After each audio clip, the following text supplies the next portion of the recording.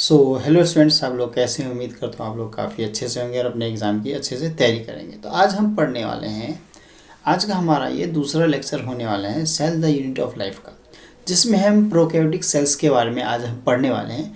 आज हम पूरा प्रोकैरियोटिक सेल्स के बारे में पढ़ेंगे, फिर इसके बाद इसका जो नेक्स्ट लेक्चर होगा हमारा यूकैरियोटिक सेल्स के बारे में होगा। ठीक है, तो ये आज का जो लेक्चर सुनने से पहले आपको क्या करना है, जो हमारा पहला जो लेक्चर था यानी फर्स्ट पार्ट था इसका जो हमारे पास एनसीईआरटी रीडिंग का, उसका लिंक आपको डिस्क्रिप्शन में नीचे की तरफ मिल जाएगा। तो वहाँ पे आप जाके उसको पहले देख लें अच्छे से ध्यानपूर्वक, और फिर इस लेक्चर को आए देखें और समझें अच्छे से, क्योंकि हम एक एक पॉइंट ना अच्छे से करवाते हैं और जहाँ से क्वेश्चन पूछा जाता है ना हमने वो भी करवाते हैं, और हम प्रूफ करवाएंगे कि आपको PYQ के क्वेश्चन एनसीईआरटी से किस तरीके से कैसे आते हैं। इस पे हमारा एक लेक्चर ऑलरेडी बना हुआ है अभी कुछ दिन पहले ही, तो वहाँ पे भी आप जाके देख सकते हो। ठीक है, तो ज़्यादा टाइम वेस्ट ना करते हम प्रोकैरियोटिक सेल्स का हम लेक्चर आज का स्टार्ट करते हैं। ठीक है, तो 8.4 हमारे होने वाला है। 8.4 आज का हमारा ये टॉपिक है जो लेक्चर, लेकिन लेक्चर नंबर हमारे पास सेकंड है हमारे पास एनसीईआरटी रीडिंग का।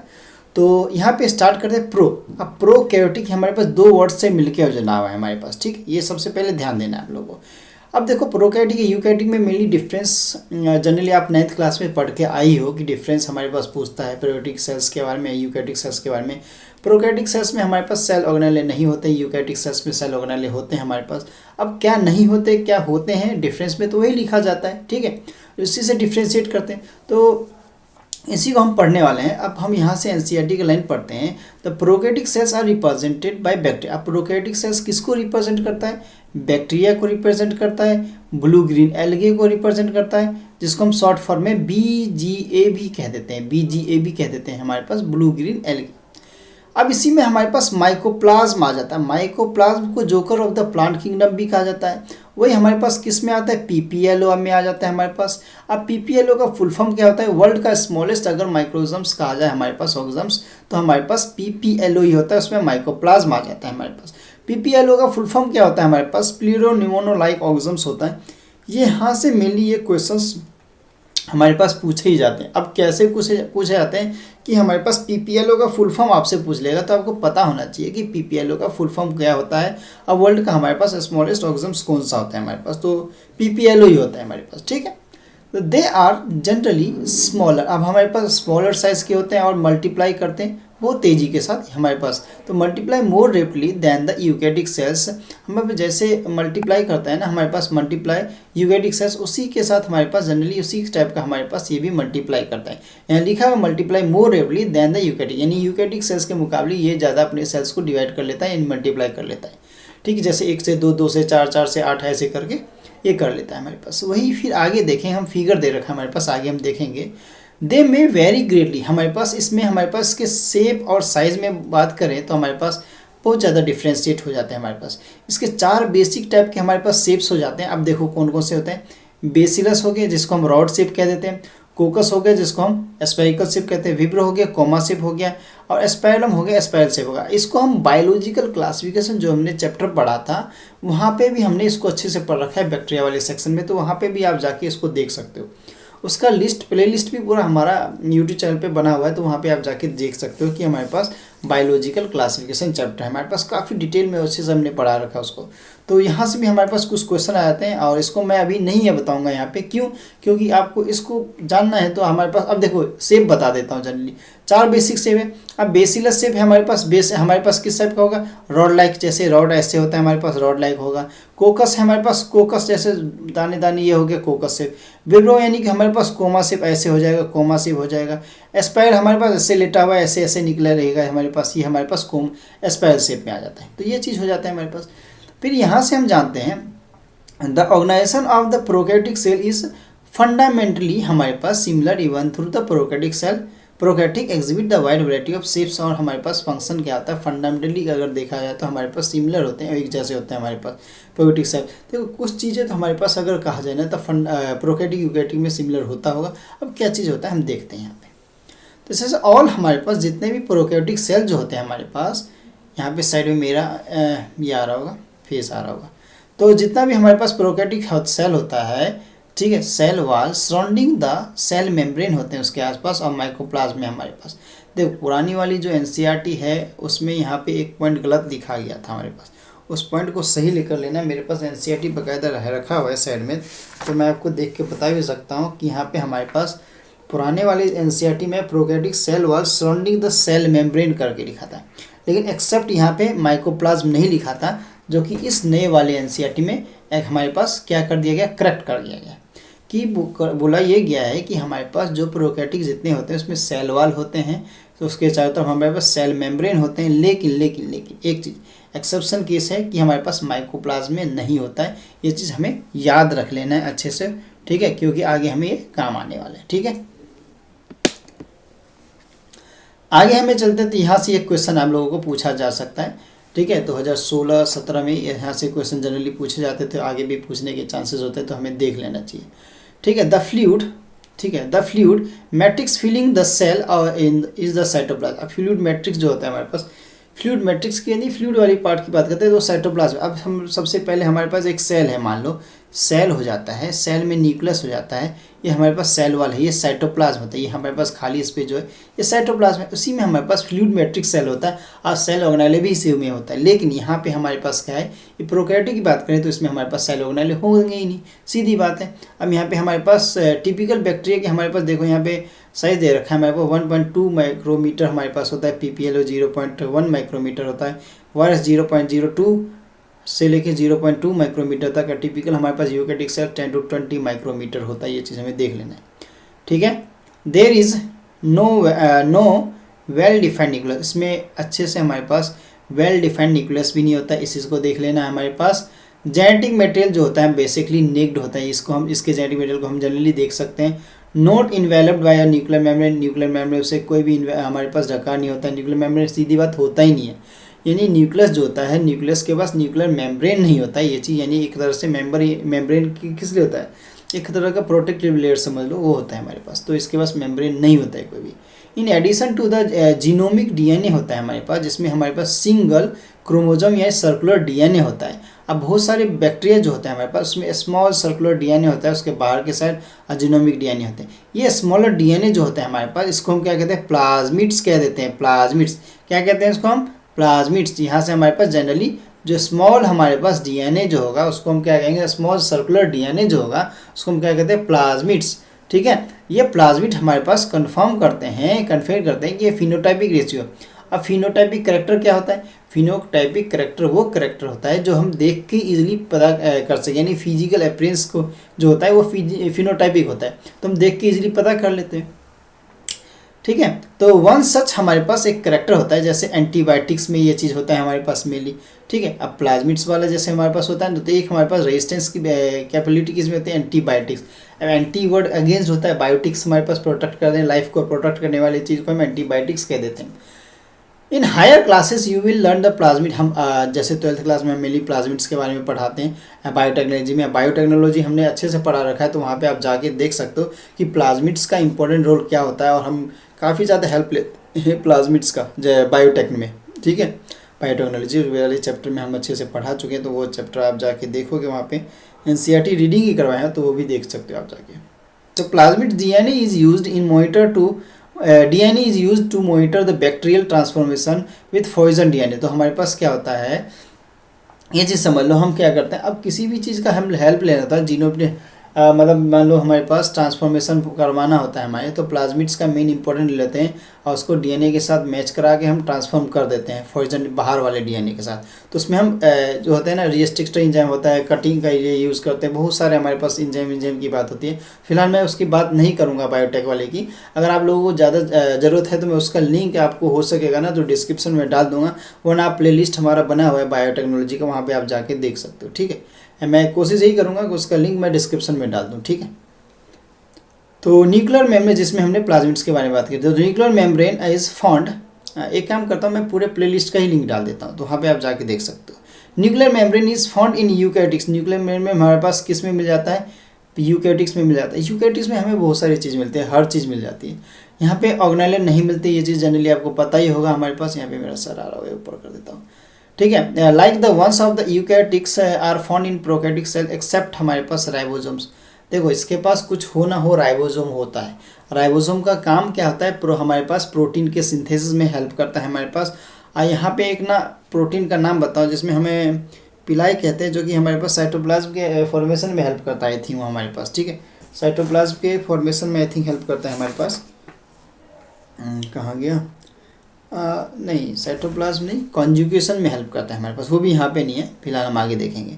राइबोसोम हमारे पास, एक्सेप्ट यहाँ पे राइबोसोम होता है, तो ये क्वेश्चन पूछ सकता है कि हमारे पास प्रोकैरियोटिक में ऐसा क्या चीज़ है जो होता है, ये क्वेश्चन जनरली पूछा जाता है, तो राइबोसोम होता है। अब कई लोग सोचते होंगे कि हमारे पास प्रोकैरियोटिक में कुछ सेल ऑर्गेनेल नहीं होता है, तो राइबोसोम कैसे हो जाएगा? राइबोसोम होता है भाई, ये चीज़ देख लो। सेल ऑर्गेनेल हमारे पास यूकेरियोटिक में मिलता है, लेकिन एक एक्सेप्शन केस में हमारे पास ये आ जाता है कि राइबोसोम इसमें होता है, क्योंकि ऐसा तो नहीं है, प्रोटीन तो इसको भी ज़रूरत है, तो प्रोटीन की सिंथेसिस तो करेगा ये भी हमारे पास, तो यहाँ पे हमारे पास प्रोकैरियोटिक में ये चीज़ हो जाता है। तो prokaryotics have the something unique in the form of inclusion हमारे पास specialized differentiate from cell membrane का मीजोजोम होता है हमारे पास। मीजोजोम हमारे पास क्या होता है? ये कैरेक्टरिस्टिक्स इसके फीचर्स होते हैं जो कि स्पेशली इनफोल्डिंग मेम्ब्रेन किस टाइप का होता है? जैसे इनफोल्डिंग ऐसे मेम्ब्रेन जो होते हैं इनफोल्डिंग मेम्ब्रेन होते हैं, तो मीजोजोम्स हमारे पास होते हैं। अब मीजोजोम्स हमारे पास हम अभी यहाँ पे डिटेल में पढ़ना हो तो हम पढ़ने को पढ़ सकते हैं, लेकिन मीजोजोम्स हमारे पास कुछ अलग टाइप का हमारे पास कुछ होता है, ठीक है, मीजोजोम्स, ठीक है। मीजोजोम्स हमारे पास, ये हमारे पास एक्सटेंशन में हेल्प करता है, किसके? प्लाज्मा मेम्ब्रेन के एक्सटेंशन में मेनली हेल्प करता है, ये चीज़ हमें पता होना चाहिए, ठीक है। तो मीजोजोम्स का हेल्प ये होता है, राइबोसोम्स का प्रोटीन सिंथेसिस में हेल्प होता है हमारे पास, ठीक है। और इसको हम जितना एनसीईआरटी में देखा उतना हमें देख लेना है। इसके सेल इन्वेलप की एंड मॉडिफिकेशन की हम बात करेंगे। देखो अकॉर्डिंग टू एनसीईआरटी चले तो एनसीईआरटी पढ़ना है, जब हम नोट से पढ़ेंगे तो हम डिटेल में थोड़ा एक्स्ट्रा चीज़ें पढ़ लेंगे, जितनी ज़रूरत होगी मैं यहाँ पे वो भी बताने वाला हूँ। मोस्ट ऑफ द हमारे पास ज़्यादातर जो प्रोकैरियोटिक सेल जो होते हैं हमारे पास, वो बैक्टीरियल सेल होते हैं हमारे पास, और केमिकली कॉम्प्लेक्स इन्वेलप सेल होते हैं हमारे पास, ये चीज़ याद रखना। अब इन्वेलप का मतलब होता है जैसे हमारे पास सराउंडिंग मतलब ढका हुआ कोई चीज़ रहता है, तो उसी टाइप का हमारे पास बैक्टीरियल सेल में भी होता है। टाइटली बॉन्डेड होता है हमारे पास, हमारे पास 3 लेयर्ड स्ट्रक्चर होता है। सबसे बाहर वाला जो होता है आउटर मोस्ट लेयर ग्लाइकोकैलिक्स होता है, इसके बाद followed by the cell wall के पास, इसके बाद प्लाज्मा मेम्ब्रेन होता है हमारे पास। तो हमारे पास ये बाहर की तरफ का लेयर होता है। हमारे पास हर एक लेयर में हमारे पास क्या परफॉर्म करता है, अपना खुद का कुछ ना कुछ फंक्शन होता है उसका। एक क्या काम करते हैं, ये एक तरह का प्रोटेक्टिव लेयर बना के रखते हैं जो कि प्रोटेक्शन का काम करते हैं। सिंगल प्रोटेक्टिव यूनिट होता है हमारे पास। Bacteria can be classified into 2 type groups में बांटा गया, हम जानते हैं। बायोलॉजिकल क्लासिफिकेशन लेक्चर तो जरूर देख लेना इसको देखने से पहले, ठीक है। Difference in the cell envelope and the manner in which they are respond the staining procedure. अब देखो gram positive gram negative bacteria की बात करते हैं। अब देखो कैसे बैक्टीरिया को पहचानने का तरीका है, और हमारे पास 2 टाइप्स के अगर बैक्टीरिया के हैं तो ग्राम पॉजिटिव एक ग्राम नेगेटिव आ जाते हैं। अब मान लो जिसमें ग्राम स्टेन आ गया उसे ग्राम पॉजिटिव, जिसमें नहीं आया वो हमारे पास ग्राम नेगेटिव बैक्टीरिया हो जाता है, ठीक है। तो इसको हमें 2 टाइप का एक चीज़ कह सकते हैं हमारे पास, ठीक है। तो यहाँ से ये चीज़ हमारे पास आ सकता है। अब हमारे पास ग्लाइकोकैलिक्स की बात करेंगे, ठीक है। ग्लाइकोकैलिक्स की हमारे पास अगर बात करें तो हमारे पास क्या बात हो जाती है, यहाँ पे मेनली देख लेते हैं हम।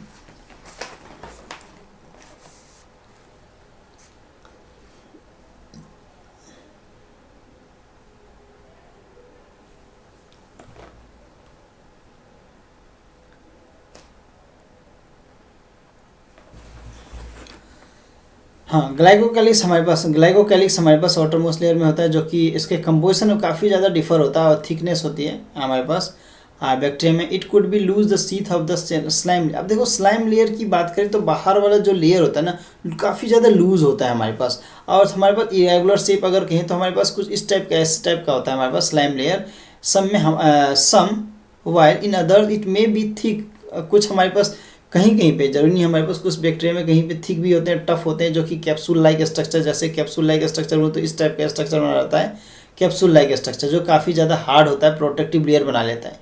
जैसे cell wall determine the shape of the cell wall से हमें डिटरमाइन करता है सेल का। जैसे प्रोकैरियोटिक सेल्स का मिली कोई भी सेल होता है सेल वॉल से ही डिटरमाइन किया जाता है। लेकिन एक चीज़ याद रखना, ह्यूमन या हमारे पास एनिमल्स में से सेल वॉल होता नहीं, प्लांट में सेल वॉल होता है, एक चीज़ याद रखना हमारे पास। ये हमारे पास स्ट्रॉन्ग स्ट्रक्चरल सपोर्ट दे देता है, जिससे हमारे पास ब्रस्ट या कोलैप्स नहीं हो पाता है हमारे पास क्या, सेल। तो ये चीज़ हमारे पास याद रखना कि इसका इंपॉर्टेंट रोल ये होता है हमारे पास सेल वॉल का, ठीक है। इसके बाद आगे बात करें तो प्लाज्मा मेम्ब्रेन, ठीक है, ये सेल मेम्ब्रेन की बात करें तो ये सिलेक्टिबल परमेबल मेम्ब्रेन होता है, यानी कि क्या चीज़ अंदर जाएगा क्या चीज़ बाहर आएगा, तो यही सिलेक्टिबल परमेबली ही डिसाइड करते हैं कि क्या चीज़ अंदर जाना है क्या चीज़ अंदर बाहर आना है हमारे पास, आउटसाइड और इनसाइड वर्ल्ड में हमारे पास इंटरेक्ट करने में हेल्प करता है कौन, सिलेक्टिबल परमेबल मेम्ब्रेन। तो यहाँ से आपसे क्वेश्चन पूछ सकता है ये, ठीक है, जनरली पूछा जाएगा नहीं। This membrane similarly structurally to that of the eukaryotics, हमारे पास वही चीज़ दोबारा किस में मिल जाएगा, हमें यूकैरियोटिक सेल्स में भी मिल जाएगा। एक स्पेशल हमारे पास मेम्ब्रेन स्ट्रक्चर होता है जिसको मीजोसोम कहते हैं। ये मीजोसोम हमारे पास साइटोप्लाज्म में हेल्प करता है हमारे पास, ये चीज़ याद रख लेना है हमारे पास। एक्सटेंशन ऑफ द प्लाज्मा में इनटू द सेल्स, सेल्स के एक्सटेंशन में हेल्प करता है हमारे पास, यानी साइटोप्लाज्म में भी हेल्प करता है। ये एक्सटेंशन क्यों करता है हमारे पास, क्योंकि वहाँ पे हमारे पास वेसिकल्स बना सके, ट्यूब्यूल्स और लैमेले बना सके, इसलिए वो एक्सटेंड यानी फैला के रखता है। तो ये हमारे पास यहाँ से क्वेश्चन आए भी हैं और आ भी सकने के चांस भी हो जाते हैं। ये हमारे पास सेल वॉल को हेल्प भी करते हैं, यहाँ लिखा है they help in the cell wall formation, cell wall के फॉर्मेशन में भी हेल्प करता है कौन, मीजोसोम्स। डीएनए के रिप्लिकेशन में भी हेल्प करता है हमारे पास, डिस्ट्रीब्यूशन ऑफ डॉटर सेल्स में भी हेल्प करता है हमारे पास। डॉटर सेल्स जिसके कहते हैं हमारे डीएनए से, जैसे हमारे पास अदर जैसे 1 से 2 सेल जो बन जाते हैं उसी को हम कह देते हैं। They also help in the respiration में, हमारे पास प्रोकैरियोटिक्स की बात कर रहा हूँ तो ये हमारे पास रेस्पिरेशन में, सीक्रेशन प्रोसेस में, इस सरफेस चेन को इंक्रीज करने में, मैंने कहा था ना साइटोप्लाज्म में भी हेल्प करता है, तो साइटोप्लाज्म का ही तो सरफेस चेन इंक्रीज करना है हमें, ठीक है। ठीक है, प्लाज्मा मेम्ब्रेन में हमारे पास एंजाइमेटिक कंटेंट को कैरी करने में, स्टोर करने में, रिलीज करने में भी हेल्प करता है हमारे पास। वही अगर प्रोकैरियोटिक की बात करें हमारे पास, जैसे साइनोबैक्टीरिया का अगर कहा जाए तो वर्ल्ड में कहा जाता है ना, साइनोबैक्टीरिया सबसे पहले आया था हमारे पास, पाया भी यही गया था। तो साइनोबैक्टीरिया का हमारे पास इंपॉर्टेंट रोल होता है, यहाँ से कई भी सारे क्वेश्चन बनने के चांसेस होते हैं हमारे पास, तो देख लेना चाहिए में। There are other membrane extension into the cytoplasm called chromatophores भी कहते हैं। सो क्रोमैटोफोर्स भी थे, क्रोमैटोफोर्स। अब देखो क्रोमैटोफोर्स आ गया, हमारे पास क्रोमोजोम से माना जाता है हमारे पास, लेकिन यहाँ पे क्रोमोजोम नहीं है, ठीक है, मैं कन्फ्यूज़न हो रहा हूँ मैं भी खुद ही। तो क्रोमैटोफोर्स नहीं, हम जैसे प्लास्टिड्स में पढ़ते हैं ना, प्लास्टिड में क्लोरोप्लास्ट, क्रोमोप्लास्ट होते हैं हमारे पास, तो क्रोमैटोफोर एक तरह का पिगमेंट का नाम दिया गया हमारे पास, ठीक है, पिगमेंट होता है हमारे पास। जैसे क्लोरोफिल होता है ग्रीन कलर के रिस्पॉन्सिबल होता है, ऐसे हमारे पास क्रोमैटोफोर होता है हमारे पास, पिगमेंट्स यानी कलरिंग के लिए रिस्पॉन्सिबल होता है। ये चीज़ हमें ध्यान रख लेना है। बैक्टीरियल सेल जो सेल वाले होते हैं हमारे पास मोटाइल भी होते हैं यानी मूवमेंट भी करते हैं, नॉन मोटाइल यानी नॉन मूवमेंट नहीं भी करते हैं। तो ये चीज़ हमें पता होना चाहिए। अगर ये मोटाइल हैं यानी मूवमेंट करते हैं तो हमारे पास इसके पास थिन फिलामेंटस एक्सटेंसर होगा, हमारे पास एक्सटेंशन होगा। सेल वॉल हमारे पास उसमें फ्लैजिला होगा, यानी फ्लैजिला होने का मतलब है मूवमेंट करेगा, यानी मोटाइल है। बैक्टीरिया जो हमारे पास रेंज होता है ना, अरेंजमेंट करता है हमारे पास, जिसके पास फ्लैजिला होता है, तो काफ़ी दूर तक, मतलब फ्लैजिला तो मूवमेंट के लिए होता है, तो मूवमेंट इसी से करता है।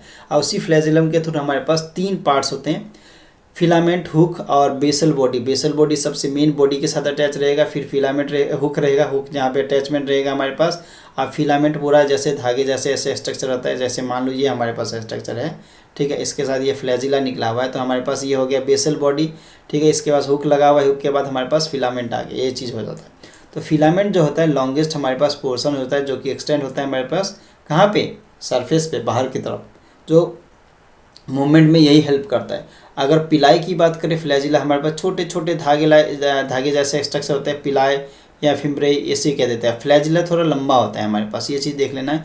पिलाई हमारे पास क्या होता है, इंक्लूजन में या हमारे पास किस में, इंक्लूजन में मेनली हेल्प कर देता है। इंक्लूजन हो गया हमारे पास, ये कॉन्जुगेशन में हेल्प कर देता है हमारे पास पिलाई, ठीक है।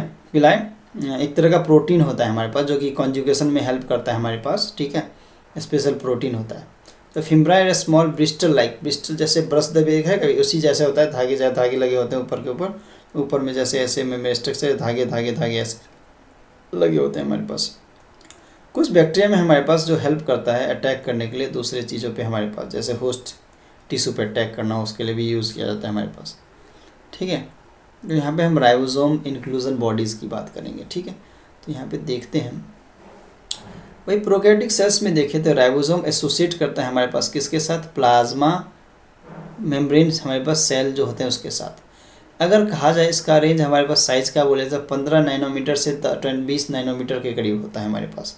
अभी तक पूछा नहीं गया इससे क्वेश्चन, लेकिन इसमें हमारे पास अगर प्रोटीन का साइज़ का सब यूनिट्स का साइज़ पूछा जाए तो ये पूछ लेता है। तो हमारे पास सब यूनिट्स का साइज़ होता है, यहाँ पे एक क्वेश्चन पूछा गया 50 से 30। अब 50 और 30 आपको हो गए 80 होता है, 50 और 30 हमारे पास 80 होता है, लेकिन हमारे पास इसका यूनिट्स कहे तो हमारे पास 80 ना कोई, हमारे पास कितना हो जाता है, हमारे पास ये हमारे पास कितना होता है 70 चले जाता है हमारे पास, ठीक है। तो 70 एक साथ मिला देता है। देखो अलग अलग है तब हमारे पास हैं कि अलग अलग है तब ये हमारे पास प्रोकैरियोटिक यूनिट जो होता है हमारे पास 50 और 70 फॉर्म में होते हैं, 2 रेंज में बटे होते हैं। लेकिन जब एक साथ मिल जाते हैं ना तो 70 हमारे पास फॉर्म में आ जाते हैं हमारे पास। जैसे कहते हैं ना एकता में बल होती है, तो हमारे पास अब कंबाइन करके 70 बना लेते हैं हमारे पास। ये जब अलग होते हैं, जब हमारे पास ये यूनिट्स सब यूनिट्स में होते हैं, यानी कि जब हम बात करें तो जब हमारे पास प्रोटीन फॉर्म में नहीं होते हैं ना, सिंपली होते हैं नॉर्मल, जब प्रोटीन बनने के बाद हमारे पास 70s में जो आ जाते हैं तो हमारे पास 70s राइबोसोम हमारे पास होते हैं।